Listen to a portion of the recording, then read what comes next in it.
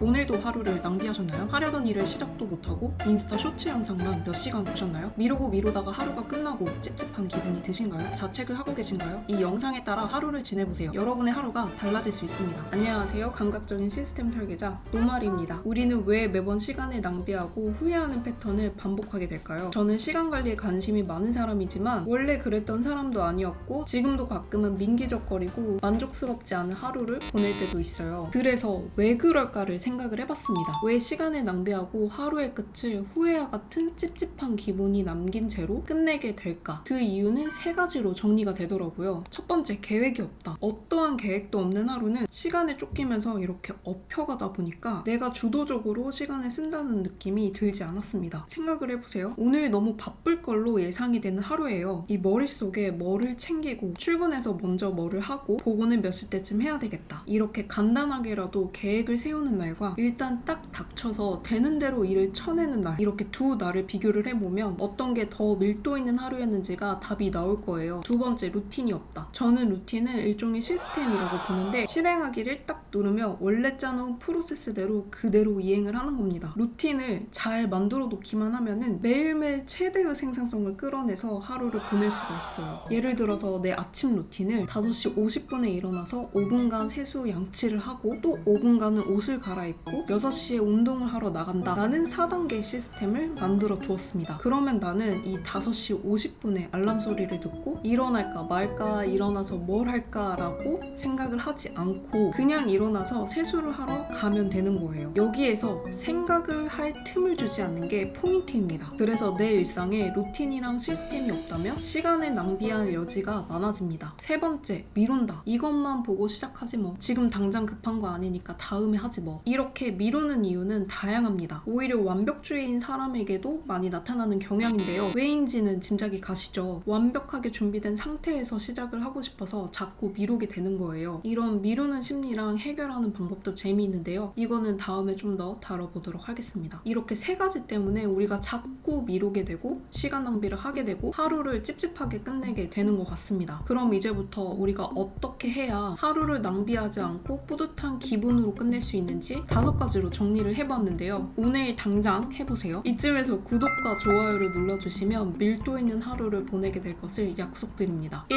아침에 계획 세우기. 본격적인 일과를 시작하기 전에 계획을 세우는 거예요. 저는 이렇게 노션에 할 일을 정리하고 캘린더로 일정을 한눈에 보는데요. 그러면 오늘 해야 되는 것들을 복기하면서 시간을 안정적으로 배분할 수가 있습니다. 물론 간소화를 시켜서 핸드폰 메모장에 간단하게 적거나 포스트잇에 적고 보이는 곳에 이렇게 착 붙여놓아도 좋은 방법이에요. 직장인 구독자분들 잘 들어주세요. 이렇게 하면은 퇴근 시간이 진짜 빨라질 수 있습니다. 하나하나의 업무에 소요되는 시간을 알게 되면은 나에게 주어지는 8시간 동안의 시간을 잘 쪼개서 사용할 수 있습니다. 집중력의 강도를 내가 조정을 할 수 있는 거예요. 물론 갑자기 탁 튀어나오는 일을 뭐 어떻게 할 수는 없겠지만 이 3가지 세고 일어나기. 하나, 둘, 셋. 민기적거리고 싶을 때 그때 쓰기 좋은 방법입니다. 3가지 세고 바로 일어나는 거예요. 숨 참고 다이브 있잖아요. 우리가 물놀이를 하면서 잠수를 할 때 3가지 세고 흡 하고 잠수를 하죠. 이게 본격적으로 시작하겠다는 알람을 주는 거예요. 의외로 진짜로 효과적인 방법이라서 릴스나 쇼츠 보다가 정신 차리고 싶을 때, 누워있다가 일어나기 싫을 때, 배부른데 음식을 계속 먹고 있을 때, 이럴 때 한번 써먹어보세요. 3. 할 수밖에 없는 환경 만들기. 여러분 마시멜로우 실험은 아시나요? 4살 아이의 자제력 실험인데 아이들에게 마시멜로우가 놓인 이 접시를 하나씩 나눠줘요. 그러면서 15분간 이거를 먹지 않고 기다리면은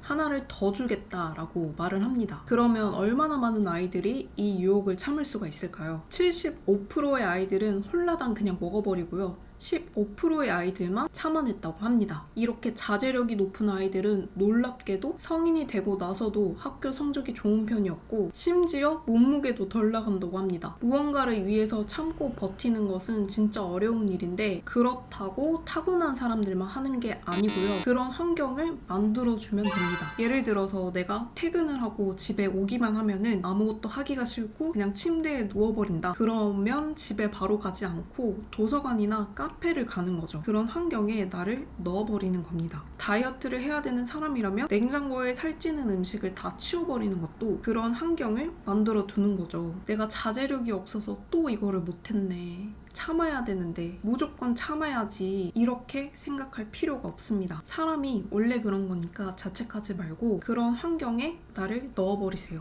4. 완료한 일은 체크하기. 1번에서 계획한 이 할 일 목록 있잖아요. 완료를 할 때마다 타스크를 체크를 해버리고 날려버리세요. 메모장에 이거를 써놨다면 시원하게 그어버리고요. 포스트잇은 시원하게 뜯어버리세요. 이렇게 중간중간에 타스크 현황을 점검하게 되면은 시각적인 효과도 있고 타스크를 끝냈다는 그런 쾌감도 있어서 나머지 일정도 지속할 수 있게 만듭니다. 우리의 목표가 하루를 잘 살아내기 위함이니까 하나의 타스크만 끝냈다고 끝이 아니잖아요. 하루를 온전하게 잘 살 수 있게 중간중간 점검이 필요합니다. 5. 보상 시스템 이용하기. 노력에 대해서 사소한 보상조차 없다면 우리는 이 과정을 지루하게 여기고 그만둘 수 있어요. 어떤 행동에 대해서 만족할 만한 보상이 주어진다면 우리 뇌는 이 도파민을 내보내게 되는데요. 기분이 막 좋아지기 때문에 우리가 앞으로도 이 일을 할 수 있게끔 만들어주는 거예요. 이때 보상을 주는 텀은 빠를수록 좋습니다. 예를 들어볼게요. 해야 할 일이 있습니다. 우리는 이거를 언제나처럼 미루고 싶지만 이때 보상 시스템을 이용하는 거죠. 이것까지 다 끝내야 저녁으로 치킨을 먹을 수 있다. 요아정을 먹을 수 있다. 넷플릭스에서 요즘 재밌다던 그 프로를 봐야지. 릴스를 좀 봐야지. 이렇게 보상 형식으로 주는 거예요. 차이는 릴스를 먼저 보는 게 아니고 보상으로 줘야 한다는 거죠. 순서를 바꿔주셔야 돼요. 그래서 꼭 끝내야 되는 일이 있다면 도파민을 똑똑하게 이용하는 것도 하나의 방법이니까 어떤 보상이 나에게 적절한지도 생각을 한번 해보세요. 여기까지 하루를 낭비하지 않기 위해 오늘 당장 해볼 수 있는 5가지 방법을 정리해보았습니다. 어렵지 않게 시작할 수 있는 것들이니까 오늘 바로 시작을 해보시고요. 나는 체계적인 습관 개조를 해보고 싶다면 제가 직접 시스템을 설계해서 진행할 갓생 챌린지에 참여를 해보시길 추천드립니다. 나에게 맞는 루틴을 만들고 매일 기록하면서 평가를 돌아볼 수 있는 챌린지인데요. 더보기란에 자세하게 써놨으니까 그거 한번 참고해 주시고요. 적은 인원으로 집중적으로 볼 거라서 하루를 뿌듯하게 채우고 싶은 의지가 있는 분들만 신청을 해주세요. 그럼 여기까지. 우린 다음에 또 만나요. 안녕.